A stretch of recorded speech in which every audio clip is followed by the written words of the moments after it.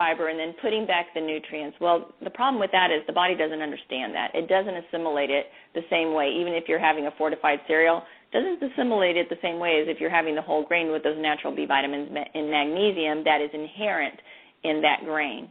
So the reality of it is, the way we have to think about it and the way I think about it and the way I share that with my client base and when I do my talks is we just have to get back to what is God-given, to what nature provides, and not jeopardize the soil conditions by putting in pesticides and herbicides and so forth. So if we're eating food from a piece of land that has been sustainably nurtured in a way that is symbiotic with the earth, so we're not producing runoff, we're not producing a larger carbon footprint, then we're going to be healthy. But we've gotten so disconnected from that, and that has been a great, sad consequence of this, what is happening to our country. Because in France, and I interviewed several farmers and producers, is they grow regionally, and not only regionally, but locally. 90% of their food is locally grown. It's grown without pesticides and herbicides. Now, when you get to the large farms, they are moving in that direction, and unfortunately, industrialization, it's a blessing and a curse. We're feeding the world, but how are we feeding them? And so it's really goes back to nature. And isn't that also indicative of what we should be doing within our own communities, is seeking out local farmers, seeking out local food, and kind of adjusting our life in a way? I believe change really integrates itself when you can do it at your own pace. And it's not, going through your cupboards and say you lived in a processed eating world and all of a sudden you throw every single processed item out and you decide that day, by cracky, you're starting over with raw foods. I don't think the majority of people will consistently stay on that kind of a regimen. And so, I believe in really, if you can really follow some, like you do with your clients, you work with them at where they're at. You work with what they're capable of receiving and comprehending and doing and being consistent about. But shouldn't we kind of look within our own community and kind of go back into who is growing in our town, who is growing within a local drive where we could go to their farm or go to where it's being produced?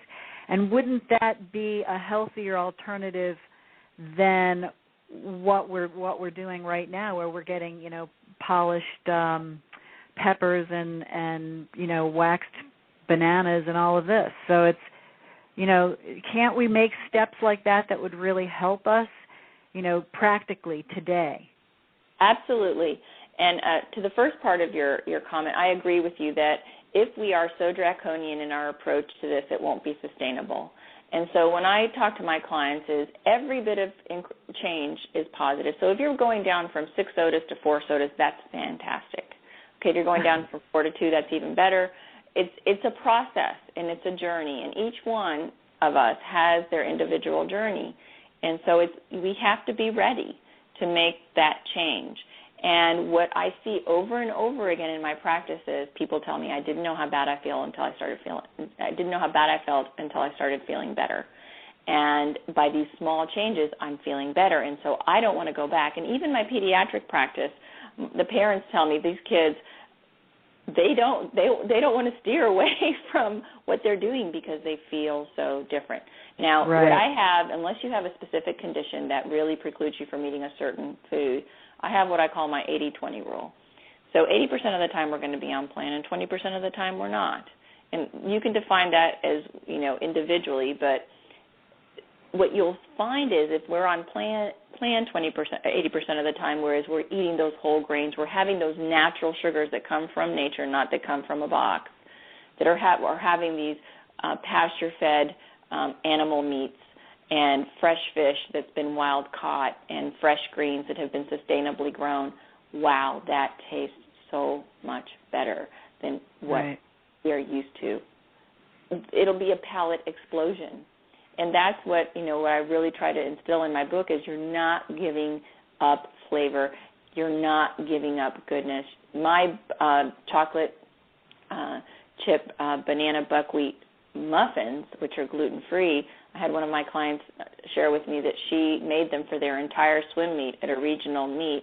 The kids were gobbling them up. They thought they were the most unbelievable muffins. They didn't know they were having a complete protein and fiber. They just thought it tasted great. So it was really a great pre-swim food. Yeah, and that's, I like to do that with, I have 2 teenagers too, and cooking for them, it's all about the taste because they're still, they're still teenage kids, and it's not, there may not be as bad as their peer group, but they still want it to taste good. And it's all about for me.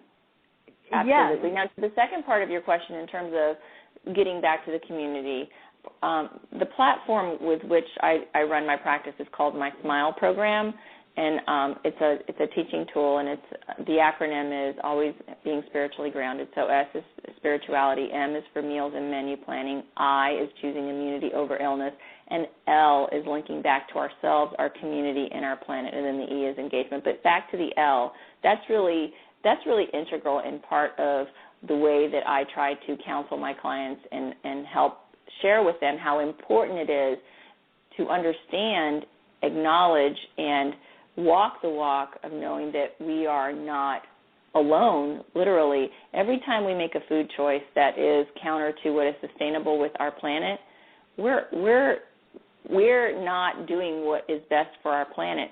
So it's really important that we do get connected to our community, that we link back to our community, and we understand who are the growers that are growing sustainable foods. Go to your farmer's market. Look at CSAs, community-supported agriculture. Go to your local grocers and say, who are your suppliers and how are they growing our food? I would like a supplier, a producer that is growing their food sustainably, because if we start demanding things differently, the companies, even the largest companies, are going to not have a choice but to supply what we demand. Mm-hmm. It's a function of, truly back to my economics background, it's a function of supply and demand. But if we keep asking for the cheap, which is not really food at all, the pseudo food, that's what's going to be continued to be supplied. And what we have to do, first and foremost, is get back into our kitchens. And that's right. So key, and it generationally as well. I mean, I have my 2 children who are now 13 and almost 18. They've been in the kitchen with me since they were tiny tots. My son now is his own little chef. He's going to go away to college knowing completely how to cook. And we're not talking about elaborate, ornate meals. And these foods and the recipes that I have in my book take generally 30 minutes or less, and they're usually 10 ingredients or less. But you don't need a lot of heavy, rich, exotic ingredients as long as they're fresh and they're flavorful. So getting back into the kitchen is key because in doing so, we're creating foods from scratch. And right. It doesn't mean that it has to be complicated or you have to be afraid or you have to be a good cook. I've taken many clients, a lot of my male clients didn't know how to cook when they started with me. And now they're amazing chefs and creating their own incredible, easy recipes, and really wowing everyone, including their families and their loved ones. So, well, it's your recipes are like gourmet. I mean, it really is, and it's very simple ingredients. What it is that you have a great combination of the herbs and the freshness and the ingredients and the vegetables, the protein.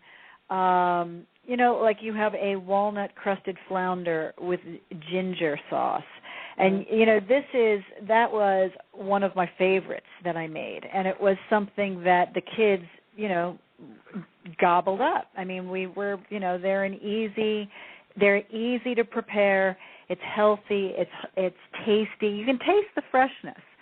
So what do you find overall in your practice that people have or struggle with the most overall? What is the biggest complaint that comes in your door?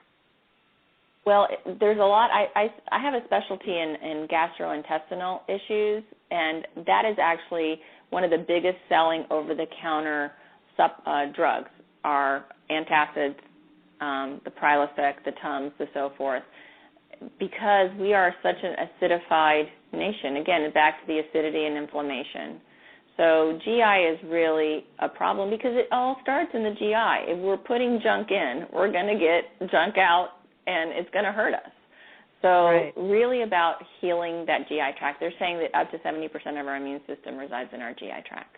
So if we can get our GI tract squared away, we're more than half the way there, because everything's going to then do their job. The cells are going to be receiving what they need, and they're going to be working more efficiently, even if you're eating less than optimal, healthy foods. It's still going to be doing the work more efficiently. So that's a big, big issue. The other issue is the sugar. People come in, and I have so many people that are, quote-unquote, addicted to sugar. And it's because the average American consumes over 150 pounds of sugar a year. That's hard to believe, but it's true. And sugar is insidious. It's in everything. Even if you think, I'm having a yogurt because this is really good, you've got to read your labels. And that's one thing that I really instill in everyone, even my tiny tots. I do a lot of public speaking in schools, and when I start at the third grade, when they can start reading, and we walk them through reading a label. And so the sugar component is really key, because you can have a yogurt, you think you're being healthful, and you're eating 30 grams of sugar, which is probably as much as in a soda can, which is 27 grams of sugar. So sugar is insidious. It's hidden. It's everywhere. So it's really moving away from our palates that have been so trained, quote-unquote trained, to seek that unnaturally sweet food. And all we need are the natural sweetness from nature. So a pineapple is incredibly sweet. A mango is amazing. If you can add actually balsamic vinegar to a fruit, it's actually going to bring out the sweetness. So my plum boats with basil and goat cheese drizzled with the balsamic vinegar, oh my gosh, it's incredible. Yum. Yes, and I'm a big fan of balsamic vinegar. I use it a lot. I really love what I really like is that you don't deprive yourself of anything. These recipes, from drinks to even desserts. You have a rice pudding in here that's absolutely phenomenal. You have the muffins that you were talking about.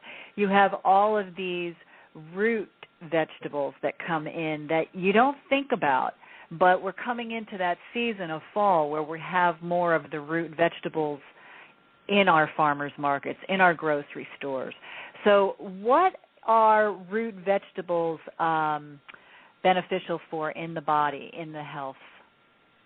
They are amazing. Actually, a lot of my days, I start my morning with sweet potatoes and a little bit of honey and some crushed nuts.